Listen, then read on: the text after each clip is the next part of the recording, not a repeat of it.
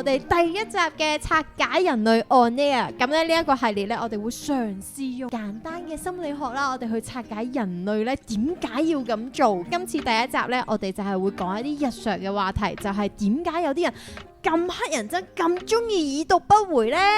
咁所以咧，我哋今次咧好開心邀請到我哋嘉賓 Nicky， 大家好，我叫 Nicky 啦。咁我本身都係一個 counselor 嚟嘅。好，我係 Yui。我係阿豪。而家同樹窿咧，依家現正收集緊大家嘅心事。如果大家有心事嘅話，可以歡迎投稿我哋呢一個嘅 IG page。咁咧，我哋就會再用美麗嘅畫作咧，去到解答大家嘅心事噶啦。喺你哋生活當中咧，有冇啲人係好中意已讀不回你哋嘅？有啊，我有好多朋友都成日已讀不回我，所以咧我有個習慣就係，我覺得啲人好乞人憎咧，我就會熄咗個藍剔佢。我唔想俾我自己知道佢已讀緊我。我想講話我係已讀人哋嗰個。哦，係啦，原來你 OK， 都有被已讀過嘅，係。哦，喂，反而我想問 Yui 你咧，你係自己係會唔會已讀人哋㗎？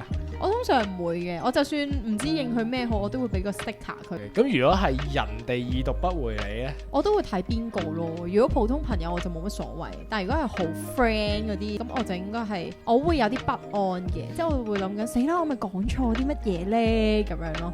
係啦，咁所以我就會想知究竟點解有啲人會咁驚已讀不回，而有啲人就好似 Nicky 咁中意已讀不回人哋咧。直接幫你標籤咗個已讀不回喺度。唔係，因為我對呢個 topic 都好大感受，原因係因為咧身邊硬係有啲人咧係好似死咗咁。你揾佢咧，佢直頭係唔會覆機㗎，跟住。你點揾佢？你真係啊喺度？點解唔喺度嘅？你做咩唔覆我啊？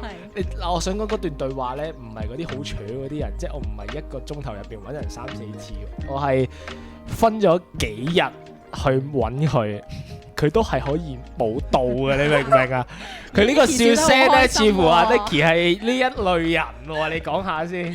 OK， 我可能一陣又有啦，都一日又有啦，咁又唔會話已讀幾日或者一個禮拜嘅，咁啊睇情況啦。咁有陣時可能太忙，或者有陣時嗰下個 priority 未必喺段對話度，係啦，咁就可能未必覆住先咯，係啊。即係你覺得嗰個對象唔係啲 urgent 嘢，係咪咁嘅意思咧？當下有啲更 urgent 嘅嘢。我以為輔導員真識講嘢啊！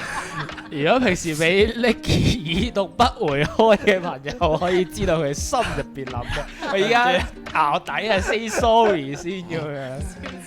我哋拆解下一啲特登唔覆人，都唔係特登嘅，可能佢本身嗰個習慣係一啲唔覆人嘅朋友仔，究竟佢哋嗰個心態或者成個行為係點解會咁樣做咧？好啦，咁啊，要講嘢啦，我要澄清下先，係啦，咁啊，我哋咧一般嚟講咁忙啦，咁個可能真係嗰個 priority 啊，嗰個 urgency 係啦，未必響個 WhatsApp， 因為social media 呢啲嘢，咁啊，你幾時覆，即係有嗰個方便性喺度啦。咁我真係現實之中，如果突然之間間屋着火，我覆唔到你啦。你去到咁極端嘅着火可能你幾日都見唔到我添啊，係啦。我哋頭先講話 urgency 同埋 priority 其實有少少唔同嘅。urgency 啊，真係頭先話着火嗰下係一啲好 practical 嘅嘢嚟嘅。priority 咧就係可能咁啲人坐低，佢有一個冷靜嘅空間去分辨，咁佢可能唔 urgent 嘅，但係 A 重要啲 ，B 冇咁重要。咁呢個都係叫做我分 priority， 但係唔係話好 urgent 啦。第三個我諗今日都想講多少少就係嗰個信息焦慮嗰樣嘢。呢個 term 咧，我諗我係幾年前聽過啦。大概可能響有 social media， 特別有 IG 或 Snapchat 呢啲盛行嘅時候咧，開始有㗎啦個現況。大概嘅意思咧就係有兩種嘅。第一種咧，我見到啲 message 咧，我好急住一定要覆啦，係啦，我唔覆。咁啊，可能會有嗰種叫做 FOMO 啊，就係 fear of missing out 啦，就係，咦，我唔覆會唔會錯過咗啲嘢呢？咦，我見到 IG 人哋去沙灘玩，咦？成班朋友就係冇我喎，咁呢一個係一種嘅信息焦慮啦。咁亦都有另一種太多信息轟炸咯。因為而家呢一個網絡嘅世代呢，有好多資訊而家發達，流通得好勁。其實亦都呢幾年亦都成日都講話 fact check，基本上你唔知睇邊樣好，或者邊樣真邊樣假，邊樣要聽先，邊樣可以唔聽先。呢幾年更加係你回應快咗或者慢咗，人哋都可能會 challenge 自己。咁就係嗰種我 overwhelm 啊，我唔知覆唔覆好，咁我咪選擇唔覆住咯。不過 Dicky 你啱啱講呢個信息焦慮，我第一種我係幾有同感，因為我自己日常生活入邊呢，即係可能好多人都會有隻智能手錶呢，我係逢親佢一震我就即刻攞手機出嚟覆，即係我都會好擔心就係如果我唔覆呢一下，會唔會係我 miss 咗啲嘢呢？咁樣，所以你啱啱咁樣講，我係第一種係好有同感咁樣咯。有冇試過？我諗我應該可能係第二種，我本身自己都唔覺嘅，因為我係嗰啲入好多 WhatsApp group 嗰啲人嚟嘅，即係可能買衫嘅 group 啦，跟住即係我本身自己好中意心理學啦，咁我可能係會入一啲心理學嘅一啲人嘅 group 啦，咁樣跟住可能 IG 我又會好中意入啲專區嘅咁樣，我唔知大家係咪啦，咁可能咧我會入好多個咁樣啦，咁可能有少少似嗰種真係信息轟炸嗰一種咯，我可以任由佢即係有數字喺上面，有啲人咧係接受唔到有數字噶嘛，即係 WhatsApp 咧有一咧佢死都要撳入去，我都唔得㗎，係啦係啦，我係都要撳翻個通知撳走佢嘅，係啦，咁我係非常之可以接受到呢樣嘢嘅。當然我哋可能仲有一種可能性就係話本身真係唔中意覆 message 咯，因為我唔知大家有冇留意，可能無論自己或者日常生活上，大概有兩批人，有一啲人中意喺WhatsApp 或者 social media 上面去覆，有啲人呢其實中意 face to face real life 嗰種嘅互動。近一兩年我都多咗睇 IG 啦，咁但係我自己都覺得中意真人嗰種互動嘅，因為真人嗰種互動少啲誤會啊。係啦。咁喺 WhatsApp 上有啲人話文字冷冰冰啦，但係呢我係會 FF 嗰啲人嚟嘅，即係我望嗰段 message 呢。你幻想佢嘅表情嗎？係啊，佢唔加個 emoji 呢，我就會覺得嗰句嘢好 harsh 啊。我都會 FF 嘅人嚟嘅，我都會有 FOMO 嘅時候，所以我會有種就係焦慮或者好想迴避唔覆嘅感覺，因為我以前咧大學例如搞 camp 嘅時候啦，咁我真係幾百個 group 嘅，好多 task 好多人事好多溝通啦，每日都可能要覆住唔知幾百個幾千個 message 咧，其實開始個人都好焦慮啦。我所有嘅 focus 所有嘅生活都係響個之上，即係好似冇咗自己空間啦。咁其實嗰段期間其實好難捱嘅，我已讀不回。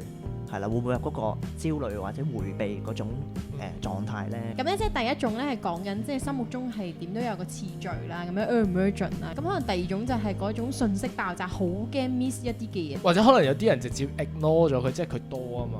OK，咁第三種就係啱先你所講嘅，就係迴避型嘅人，係咪？即係想有種 me time 嘅感覺啊，咁樣，係咪啊？之前咧我哋樹窿咧有問過啲小樹們啊，即係其實已讀不回對於佢哋嚟講有乜嘢感受？咁咧最多人投票咧，竟然係不安咯。咁我諗其實我自己都係偏向不安嗰一邊咯。不過好似一開頭所講啦，即係真係要睇下係對邊啲人咯。咁唔知大家即係可能平時都聽過所謂依附理論或者係 attachment theory 啦。其實我哋一般嚟講咧都會有聽過4種嘅，係啦。第一個可能耳熟能詳就係話安全依附啦，係 secure 嘅 attachment 啦，就係講緊就算你身邊呢個好重要嘅人物佢喺度或者唔喺度，我哋仍然都有份安心嘅。我哋知道佢唔會離開噶嘛，大家都有自己空間，都有自己嘅節奏。第二種可能就係 anxiety attachment， 係啦，焦慮嘅依附啦。其實係講緊我哋如果冇理解錯話，就係我哋細個嘅時候呢，當我哋 BB 或小朋友嘅時候，我哋好需要嗰樣嘢，爸爸媽媽可能有種若即若離啊，俾啲唔俾啲，或者係親近你愛你，但係我又離開，咁啊令到我哋其實會好焦慮啦，好心急啦。尤其是我哋細個嘅時候呢，都其實好無助無力嘅嗰種狀態，因為小朋友或者 BB 你可以做啲咩啫？係啦，講真嗰句，迴避呢，就係講緊，我就算 care 你啦，有一啲人會講笑話即係父母都要考牌啦。有啲父母可能呢，我就算 care 你，但係可能俾嘅照顧都唔足夠，或者係喺你隔離等於唔喺隔離。咁其實呢，就會令到我哋覺得，呢段關係裡面我哋又得唔到足夠嘅安全啦、愛啦。但係你唔喺度呢，我又真係有咁嘅需要喎。Avoidant 迴避同焦慮有個分別就係 Avoidant 期待段關係，但係亦都有少少我唔想開始一段關係，因為驚會失望，驚佢對方俾唔到需要嘅自己。焦慮就係你冇走啦，你唔好離開啦。咁啊，最後尾有一種咧就係叫 disorganized， 一種混亂或者係 fearful， 一種好驚、好恐懼嘅一種關係，焦慮同埋迴避兩樣兩溝。我會幻想到狀態就係自己都好亂啦，就算話已讀不回啦，到底我係想對方覆啊，定係唔覆呢？我想你覆，但係我又唔想你覆啲我唔想聽嘅嘢。即係唔知自己都唔知自己想點，唔知自己想點，係啦，咁嘅有機會咁嘅狀態咯。不過可以補充多少少就係因為 attachment theory 應該就係講緊即係做小朋友嗰陣時，當嗰個主要嘅照顧者咧，其實去點樣去 take care 我哋，即係佢哋嘅 parenting 咧，其實都幾影響一個人究竟佢係嗰4種入邊邊一種嘅依附型人格啦，我哋叫做。已讀不回總係有時候會帶俾關係有啲壞嘅影響噶嘛，即係可能對於我嚟，可能假設啦，我係一個好憎人嚟已讀不回嘅，我好不安嘅嗰一種焦慮會勁大。咁但係呢，其實已讀不回，我諗，但係總係會有一種即係信任好難被建立嘅咁樣。咁但係對於已讀不回者嚟講，其實佢做緊自己嘅喎，其實佢未必唔重視嗰段關係，只不過佢需要嘅個人空間或者等等一啲嘅原因，所以先已讀不回啫嘛咁樣。咁但係如果面對住有呢一種關係嘅時候，其實我哋可以點樣去面對，或者點樣去磨合啊？見到啲朋友唔覆我會好嬲啊，心諗咩料啊？係咪重複嗰次係咪死咗啊？咁樣我自己咧會係真係分散下啲注意力先，即係可能係一個方法就係我唔睇手機住，佢覆咪覆咯，唔覆咪由佢先咯。即係我可能將成個重點 focus 喺其他嘢，甚至可能學得橋話齋我其實有跑樂團咁啊，我可能就將第二嗰個拎咗上嚟做咗先，我唔理住咁樣。我覺得係一個方法，令到無論不安或者嬲或者可能其他嘅情緒都唔會咁容易去觸發到咁樣咯，係。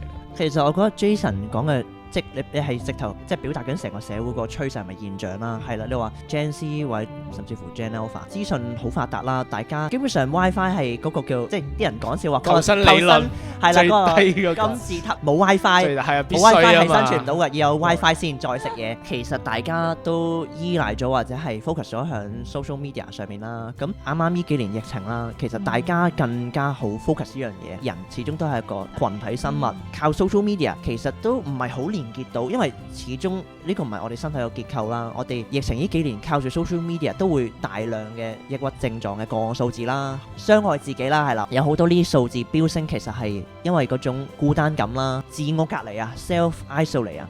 我唔知大家覆 message 嘅時候呢，即係個視覺係咪咁？好有少少活喺自己世界裏面嗰種狀態。咩意思呢？就係我冇辦法去真人即時嘅澄清啦。大家都有好多時間嘅喺度整理要打咩 message， 撳嗰段 message， 有好多嘅時間空間去 FF。其實呢啲嘢全部都係我自己諗啊，全部都係我自己諗，其實冇經過即時嘅澄清同埋溝通，成件事我哋好容易就係自己 gaslight 咗自己，都唔知，以為係人哋 gaslight 我哋，但係原來係自己 gaslight 咗自己。gaslight 嘅意思就係話佢係咪唔中意我啊，或者係我咪做錯嘢啊？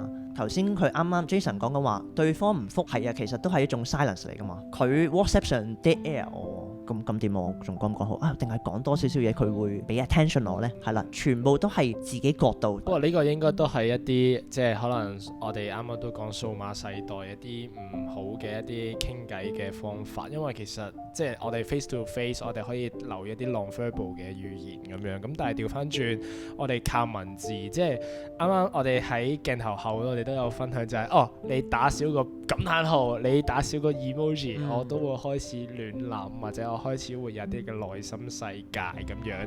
其實會唔會我都可以重新理解下我呢個朋友明明面對面好鬼多嘢講㗎喎，但係佢 let's say 就係佢一去到電話就我好似單方面自己喺度 job looks 咁樣喺度講緊嘢。其實我覺得都可以了解多朋友多少少咁樣，可能其實佢個 pattern 純粹係咁樣都唔出奇。其實兩個本身係好唔即係溝通模式啦，即係好唔同嘅人撞埋一齊嘅時候，其實點樣去揾翻嗰個信任係咪啊？信任或者安全感。因為曾經咧，我有個 case 就係我個 friend 係成日已讀不回人，跟住佢另外有好多唔同嘅 friend 就同佢講：你唔好再已讀不回啦，咁樣大家咧點傾偈啊咁樣啦。但我個 friend 咧最後咧係企硬嘅，即係一開始咧佢都嘗試去改變，但係最後佢都企硬，因為佢會覺得其實關係唔係要改變自己嘛。咁最後佢哋都揾到一啲balance嘅咁樣咯。其實我咁樣聽咧，無論雙方一方企硬，另一方係好想對方改變。其實我都聽到大家都有自己嘅課題咯。點解我會想有呢一種嘅呢個渴求呢？即係點解喺段關係裏邊，我會想對方覆我？如果我覆遲1秒、2秒、3秒嘅話，咁會點㗎？係世界會爆炸呢？係啊，我自己我誒，先由 counselor 嘅角度會諗就係、其實呢啲係講緊我哋裏面有啲嘅需要啊嘛，有啲 concern。無論心理學或者輔導嘅角度就係、教我哋唔係要去改變呢個世界，因為我哋改變唔到。輔導往往講嘅就係我哋向裏面去探求啦，去尋求啦，去我哋叫做行內叫做尋求內在嘅資源。簡單講就係我哋要向內心問咯，去尋求所謂嘅答案，或者係我哋能唔能夠自我去調適。我哋喺段關係裏面，我哋有咩感受呢？我哋有冇肯定咗、承認咗自己感受先呢？即係例如話我真係喺段關係裏邊感到焦慮。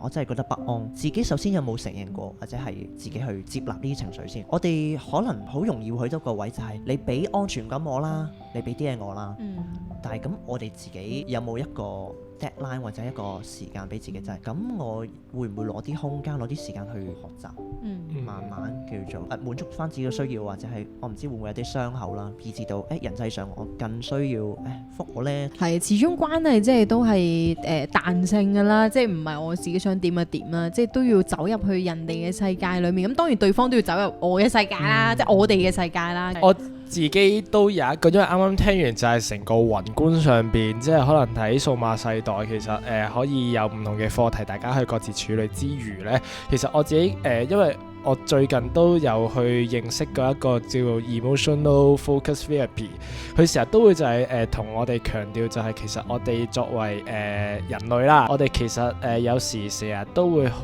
忽視咗自己嗰個情緒啊，即係我相信大家對已讀不回呢一個嘅主題好感興趣，係因為當中可能會帶來不安。假設以阿豪我為例，我係一見到人哋已讀不回，我好嬲嘅。其實嬲呢一個係咪真係我 exactly一個 primary 嘅 emotion 咧？咁其實我係一個 secondary 嚟嘅啫喎，即係我呢個嬲係純粹係冚咗我心底入邊一個嘅情緒，我自己都會去拆解翻或者檢視翻，正如就好似成個我哋個系列咁，我哋拆解人類咁樣，我就會好中意拆解自己，就點解我會嬲嘅咧？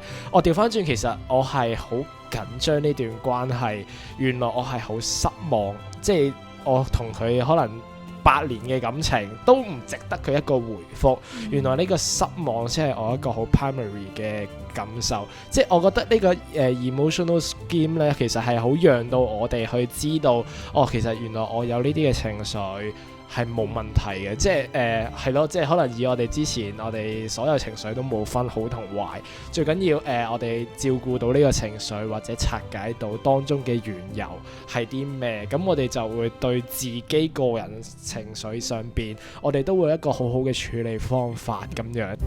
今日好開心啊，因為我自己咧不嬲好中意聽心理學嘅嘢，跟住咧可以同兩位一齊去討論，將一啲 theory 啲咁離地嘅嘢啦，咁我哋塞落咧落地嘅嘢。就係我哋今次呢第一集咧，就係拆解啲已讀不回嘅狀況。咁希望大家咧，即係都唔好淨係 copy 一句，然後 send 俾自己嘅 friend 啦嚇。咁咧，其實成條片睇完之後咧，唔知揾唔揾到你心目中嘅答案啦。不論你係接收者定係你係中意已讀不回嘅人都好啦。咁希望咧，你哋咧今集睇完之後咧，都可以揾翻自己同對方嘅一個平衡點，大家互相去磨合啦，都更加了解下自己嘅情緒嘅。